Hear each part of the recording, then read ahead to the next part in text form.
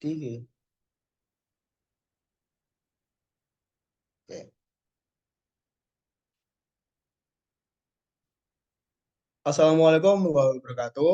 Perkenalkan, nama saya Nabil Omar Sadik dengan NIM 23051 triple 052 dari Prodi Teknik Elektro angkatan 2003 Rombel 2. Di sini saya sebagai moderator pada presentasi kelompok kami, yang dimana kelompok kami mempresentasikan matematika diskrit dengan materi bentuk kanonik dan juga key maps. Izinkan saya memperkenalkan teman-teman saya yang lainnya. Yang pertama ada Ziki Erli Halusni dengan NIM 23051 544. Yang kedua ada Muhammad Hakim Firdaus dengan NIM 23051 3. Yang ketiga ada saya sendiri, Nabil Omar Musadik dengan NIM 23051 2. Yang keempat ada Restu Duroh Rohmah yang dengan NIM 23051 4. Dan terakhir ada Rifki Mataho dengan NIM 23051 delapan. Baiklah, kita akan lanjut ke materi yang pertama, yaitu bentuk kanonik yang akan dibawakan oleh teman saya Ziki. Untuk teman saya Ziki, silakan. Baik, untuk pertama yaitu bentuk kanonik. Bentuk kanonik merupakan bentuk ekspresi boolean dengan tujuan untuk menspesifikasikan suatu fungsi. Untuk selanjutnya, bentuk kanonik itu dibagi menjadi dua, yaitu sum of product atau SOP dan product of sum atau POS yang nanti akan dijelaskan pada slide berikutnya. Nah, kelebihan dan kekurangan bentuk kanonik. Kelebihan bentuk kanonik yaitu satu, keunikan bentuk kanonik dari fungsi boolean adalah unik. Artinya hanya ada satu kemungkinan bentuk kanonik untuk fungsi tertentu. Yang dua, kejelasan bentuk kanonik dari fungsi boolean memberikan representasi ya, fungsi yang jelas dan tidak ambigu. Yang ketiga, kelengkapan bentuk kanonik dari fungsi boolean dapat mewakili fungsi boolean apapun yang mungkin, terlepas dari kompleksitasnya. Lalu untuk kekurangan bentuk kanonik, yaitu satu, kompleksitas. Bentuk kanonik dari fungsi boolean bisa jadi rumit, terutama untuk fungsi dengan banyak variabel. Dua, komputasi. Menghitung bentuk kanonik dari suatu fungsi boolean dapat memakan biaya komputasi yang mahal, terutama untuk fungsi yang besar. Tiga, redundansi. Bentuk kanonik dari fungsi boolean dapat bersifat mubazir, artinya dapat berisi istilah atau variabel yang tidak diperlukan dan tidak mempengaruhi fungsi tersebut.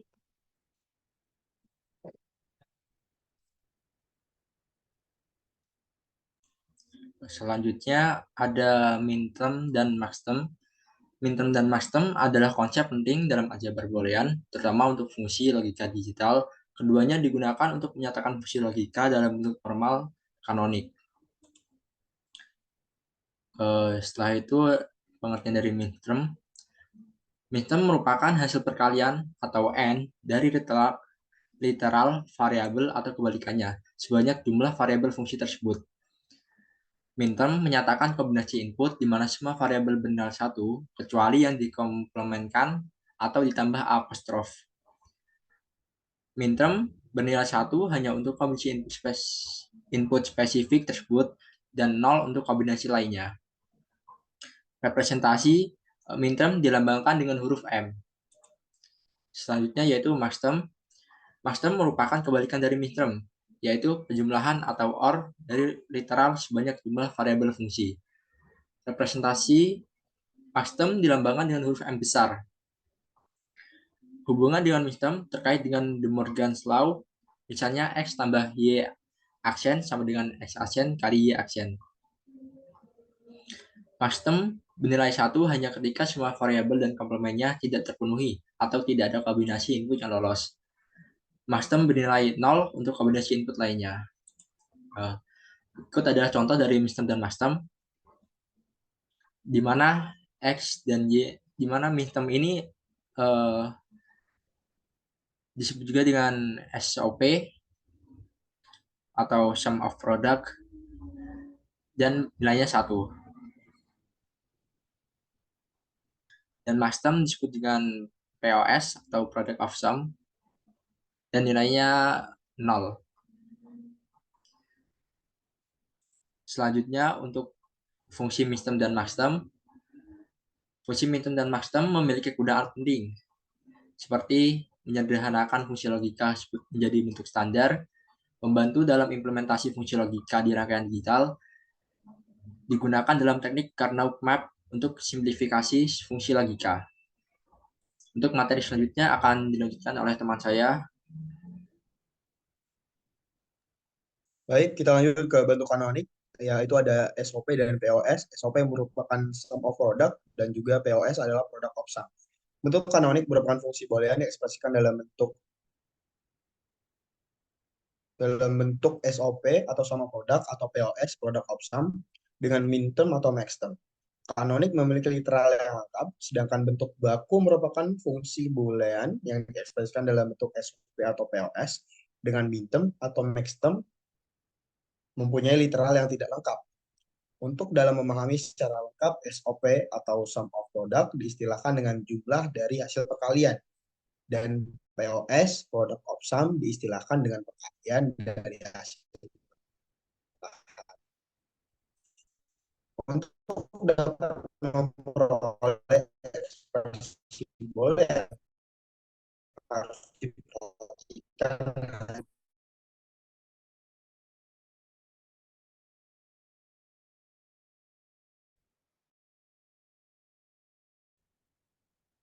Nah, kita lanjut ke itu ada dua, itu ada sum of. Untuk kanonik ada dua macam, yaitu tadi yang sudah disebutkan adalah jumlah perjumlahan dari hasil karya atau sum of product dan perkalian dari hasil jumlah atau product of sum. Selanjutnya,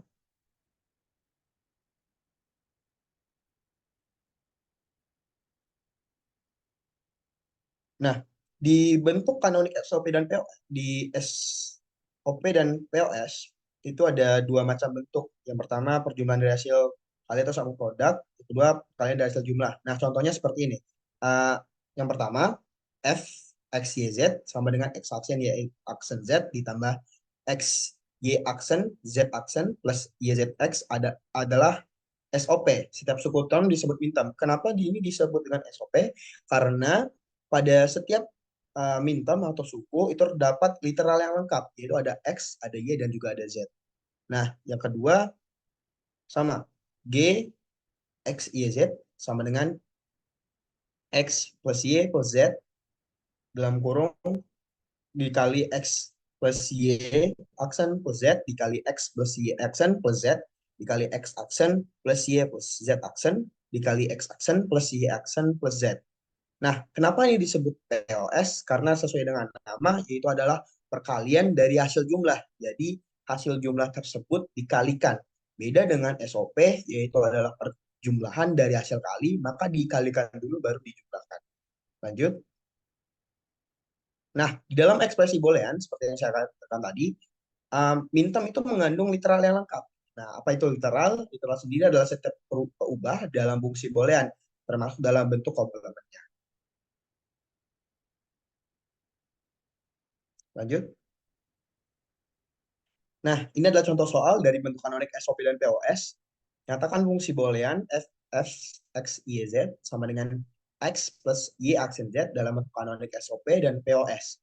Nah, kita akan mengerjakan bentuk SOP dulu.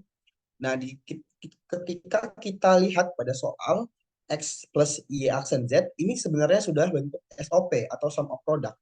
Namun, ini kurang lengkap karena tadi syarat dari SOP adalah memiliki literal yang lengkap, yang dimana X ini tidak memiliki Y dan Z, dan YZ ini tidak memiliki X. Jadi kita masukkan ke dalam penyelesaian, X sama dengan X, Y aksen, jadi didistribusi ke dalam, XY ditambah XY aksen, XY kali Z plus Z aksen. Mengapa Z ditambah Z aksen? Karena A ditambah A sama dengan 1. Nah, ditambah juga XY aksen plus ZZ aksen didistribusikan XYZ ditambah XYZ aksen ditambah XY aksen Z ditambah XY aksen Z Y aksen Z. Nah, pada ini sudah siap. Namun ada salah satu minterm yang tidak memiliki literal lengkap, yaitu Y aksen Z. Maka seperti tadi ya, ini hanya untuk X, ada pada X sampai dengan XYZ ditambah XY aksen Z, ditambah XY aksen, ditambah Y aksen Z, ditambah XY aksen Z. Nah, itu hanya untuk X. Sedangkan pada YZ literalnya belum lengkap. Jadi kita operasikan dulu. Y aksen Z sama dengan X dikali X ditambah X aksen. Jadi X Y aksen Z ditambah X aksen Y aksen Z. Jadi untuk F, YZ sama dengan X plus Y aksen Z, yaitu literal yang lengkap adalah XYZ ditambah XYZ aksen ditambah XY aksen Z ditambah XY aksen Z aksen ditambah XY aksen Z ditambah X aksen Y aksen Z Y aksen Z itu sama dengan X aksen Y aksen Z ditambah XY aksen Z aksen ditambah XY aksen Z ditambah XYZ aksen ditambah XYZ. Nah, jika kita mengacu pada tabel dari uh, bentuk kanonik, itu adalah X aksen Y aksen Z itu adalah M1, XY aksen Z aksen itu adalah M4, terus XY aksen Z itu adalah M5, dan XYZ aksen itu M6, dan XYZ itu M7. Maka hasilnya adalah 1,4, 5, 6, dan 7. Lanjut ke POS. Nah, untuk di POS sama, kita harus mendistribusikan dulu. Pertama, sesuai yang tadi, FYZ sama dengan X plus Y aksen Z. Nah, pada di sini kita harus mendistribusikannya. Jadi di satu-satuin. Jadi XY aksen dikali X plus Z. Sama dengan X plus Y aksen plus ZZ. Nah, ini ada terdapat dua Z.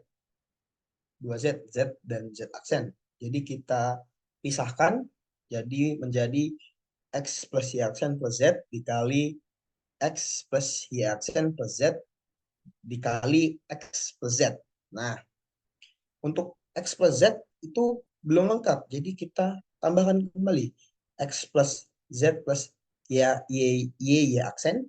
Kita sama karena Y-nya ada dua. Jadi kita pisahkan atau kita satu-satuin. Jadi X plus Y plus Z dikali X plus Y aksen plus Z. Jadi untuk F, Y, Z sama dengan X plus Y aksen plus Z dikali X plus Y aksen plus Z aksen dikali X plus Y plus Z dikali X plus Y aksen plus Z sama dengan X plus YZ dikali X plus Y aksen plus Z dikali X plus Y aksen plus Z aksen. Sesuai dengan tabel boolean atau tabel kanonik, X, Y, Z itu X plus Y plus Z itu adalah M0, X plus Y aksen plus Z itu adalah M2, X plus Y aksen plus Z aksen itu adalah M3. Jadi untuk POS ini adalah 0, 2, dan 3. Lanjut ke teman saya.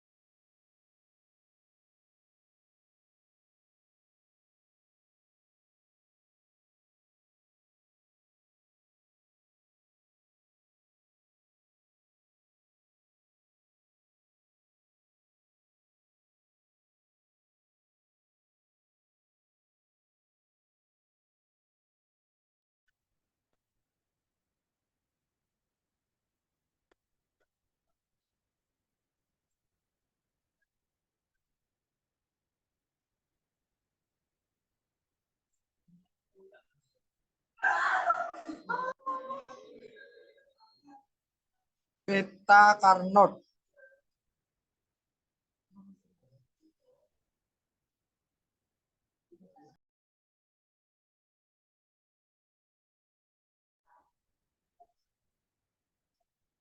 Kimap, cek, cek.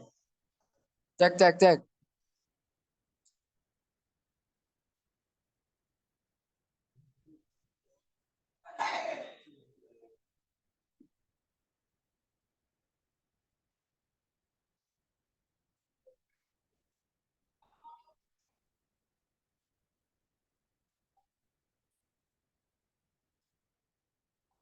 Oke, terima kasih dari saudara Nabil yang sudah menjelaskan tentang materi sebelumnya atau bab sebelumnya. Saya akan menjelaskan tentang Kimap. Peta Carnot atau Kimap adalah metode visual yang digunakan menyederhanakan ekspresi aljabar dalam fungsi boolean tanpa harus menggunakan teorema kompleks atau manipulasi persamaan. Kimap dapat dianggap sebagai versi khusus dari tabel kebenaran yang memudahkan pemetaan nilai parameter dan menghasilkan ekspresi boolean yang menyederhanakan. Oke, lanjut.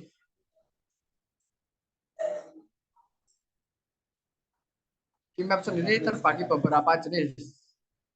Kimap ada jenis 2 variabel, Kimap 3 variabel, Kimap 4 variabel, Kimap 5 variabel, Kimap 6 variabel. Oke, lanjut. Ada beberapa aturan dalam Kimap. 1. Setiap kotak berisi 1 harus masuk dalam grup. 2. Kotak berisi 1 boleh termasuk dalam lebih dari 1 grup. 3. Kotak berisi 0 atau kosong tidak boleh masuk dalam grup. 4. Buat grup sebesar mungkin. 5. Jumlah grup diusahakan sedikit mungkin. 6. Anggota grup harus berjumlah kepangkatan 2. Seperti 1, 2, 4, 8, 16, dan seterusnya. 6. 7. Grup harus berbentuk persegi 4. Oke, lanjut. Cara pembacaan Kimap. Gambar di samping paling kiri. Ada angka paling atas dengan tanda AB per CD. Tanda AB per CD atau nilai paling atas adalah disebut variabel. Dalam Kimap sendiri terdapat kotak. Kotaknya sendiri adalah 2 pangkat N. Kotak yang bernilai 1 disebut min term. Dan kotak yang bernilai 0 disebut max term. Lanjut. Langkah-langkah penyederhanaan boolean dengan Kimap. 1. Pilih jenis rangkaian yang diinginkan. 2. Grouping table. 3. Membuat persamaan. Seperti di bawah persamaan min term. M X1 sama dengan B aksen plus C plus D. M X2 B plus C plus D aksen. M X3 sama dengan B aksen plus C aksen plus D. M X4 A aksen plus C aksen plus D. Persamaan min termnya M X1 B aksen kali C aksen kali D aksen. M X2 B kali D. M X3 C kali D. M X4 A aksen kali B aksen kali C. Langkah keempat, membuat rangkaian POS dan rangkaian SOP yang sudah dijelaskan saudara Nabil tadi. Oke, lanjut. Ini ada beberapa contoh soal. Ini contoh soal yang pertama. Diketahui fungsi awal ABC plus A aksen B C ditambah A B aksen C. Dari fungsi tersebut terdapat 3 variabel dari A, B, C. Dan untuk mengetahui jumlah tabelnya, 2 dikalikan jumlah variabel. Jumlah variabel tersebut ada 3. Sehingga 2 pangkat 3 sama dengan 8. Nilai-nilai tabel tersebut sama dengan output. Seperti gambar samping kanan tabel ini. ABC 00 01. Pergantian ini tidak hanya boleh satu pergantian. 01 tidak boleh dibalik menjadi 011 tidak boleh, sehingga hanya satu yang bisa diganti. Jadi 01, terus kemudian 11, kemudian yang diganti 1 menjadi 10, dan yang ke bawah menjadi 01. Ini hasil perbandingan dari penyederhanaannya dari fungsi awal AB aksen C plus A aksen BC dikali A B aksen C. Dari 4 gerbang logika dari 12 dan cos 4 plus 12 sama dengan 16. Kemudian menjadi POS C dalam kurung A kurang B menjadi 2 gerbang logika. 4 masukan menjadi cosnya 2 plus 4 sama dengan 6. Dan SOP-nya dalam kurung A kurang C tutup kurung dalam kurung B kurang C. Jadi 3 gerbang logika dan 6 masukan. 3 plus 6 sama dengan 9. Oke, bisa lanjut. Ini ada contoh soal yang lebih sederhana dan lebih mudah dipahami. Ini dari fungsi awal Y sama dengan A aksen B plus C ditambah A B aksen C ditambah A B C ditambah A B C aksen ditambah A aksen B C aksen. Dari fungsi awal ini terdapat 3 variabel sehingga tabelnya terdiri dari 8 kotak. Fungsi A aksen B aksen kemudian dimasukkan dengan nilai 1. AB aksen C dimasukkan dengan nilai 1. ABC dimasukkan dengan 1. ABC aksen nilai 1. A aksen B C aksen nilai 1. Yang kotak yang masih kosong atau tidak yang bernilai 1 diisikan dengan 0. Hingga loop 1 atau penyederhanaan 1 terdiri dari 2 mistem yang bergaris biru. Menjadi A B aksen C dan A B aksen C. B aksen itu A B aksen C dan A B C. Karena dua ini berbeda sehingga bisa dihilangkan atau disederhanakan. Jadi yang pertama menjadi Y1 sama dengan AC. Ini cara penyederhanaan atau cara logikanya di samping kiri. Ini AB aksen C ditambah ABC sama dengan AC dalam kurung B aksen plus B sama dengan AC dalam kurung 1 sehingga Y1 dengan AC. Kemudian loop yang terdiri dari 2 min term yang bergaris titik-titik merah atau garis putus-putus merah. Terdapat A aksen BC, A aksen BC aksen, A aksen BC, ABC. Dalam 4 ini dapat disederhanakan menjadi Y2 sama dengan B. Kalau kurang jelas atau ingin membuktikannya seperti gambar kiri yang berwarna merah ini, penyederhanaan menjadi seperti ini.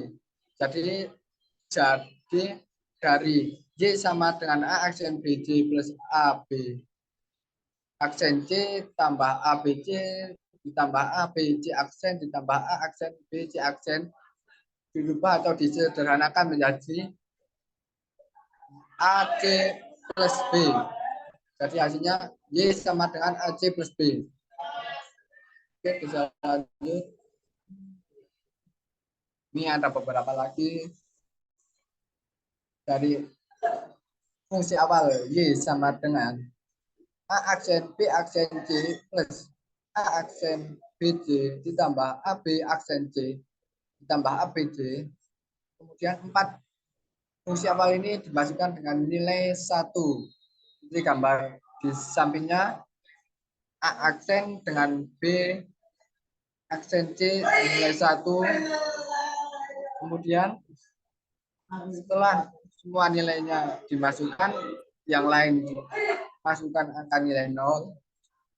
Karena ada yang saling berlawanan atau istilahnya saya menyebut dengan saling tarung. A aksen lawannya A. A aksen lawannya A. B aksen lawannya B. Karena C-nya tidak ada yang lawannya atau tidak ada C aksennya, sehingga hasilnya menjadi C. Seperti penegasan atau penjelasan ini.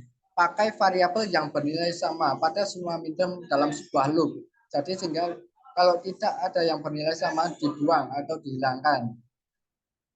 Ya, seperti gambar di samping ini. Oke, terima kasih penjelasan dari saya. Kemudian saya lanjutkan ke saudara Rifki. Baik, untuk kesimpulan yang dapat ditarik dari penyampaian materi teman-teman sebelumnya, yang pertama merupakan bentuk kanonik adalah representasi matematis dari fungsi logika yang paling dasar dan paling sederhana, dan seringkali juga digunakan dalam rangkaian digital. Kedua, minterm dan maxterm adalah bentuk kanonik yang merupakan kombinasi variabel input seperti X, Y, atau Z, dan seterusnya dalam sebuah fungsi boolean. Ketiga, minterm mewakili kombinasi variabel input yang menghasilkan keluaran logika fungsi fx. Ada. Suara aku ada nggak? Halo, ada kan? Aku ulangin ya, aku ulangin. Jadi kesimpulan yang dapat ditarik dari penyampaian materi teman-teman sebelumnya, yaitu yang pertama, bentuk kanonik adalah representasi matematis dari fungsi logika yang paling dasar dan paling sederhana, dan seringkali juga digunakan dalam rangkaian digital. Kedua, minterm dan maxterm adalah bentuk kanonik yang merupakan kombinasi variabel input seperti X, Y, atau Z, dan seterusnya juga dalam sebuah fungsi boolean. Ketiga, minterm mewakili kombinasi variabel input yang menghasilkan keluaran logika atau keluaran fungsi fx sama dengan 1. Sebaliknya, maxterm mewakili kombinasi input yang menghasilkan keluaran logika 0. Keempat, dua ekspresi boolean yang umum digunakan untuk menunjukkan fungsi logika adalah SOP atau sum of products dan POS product of sum. Kelima, SOP mewakili fungsi dari sebagai penjumlahan dari beberapa perkalian atau produk minterm. Sementara POS mewakili fungsi sebagai perkalian dari beberapa penjumlahan atau sum dari maxterm. Yang terakhir, KMath adalah alat grafis yang digunakan terutama untuk menyederhanakan ekspresi boolean secara sistematis tanpa memodifikasi persamaan. Oke, terima kasih. Saya kembalikan ke moderator Mas Nabil. Baik, terima kasih atas perhatian yang sudah Anda berikan. Saya mewakili teman-teman saya ingin mengucapkan terima kasih atas perhatian yang sudah diberikan dan juga mengucapkan meminta maaf jikalau ada kekurangan dalam hal penyampaian dan juga isi dari materi kami. Wabillahi taufiq wal hidayah. Wassalamualaikum warahmatullahi wabarakatuh.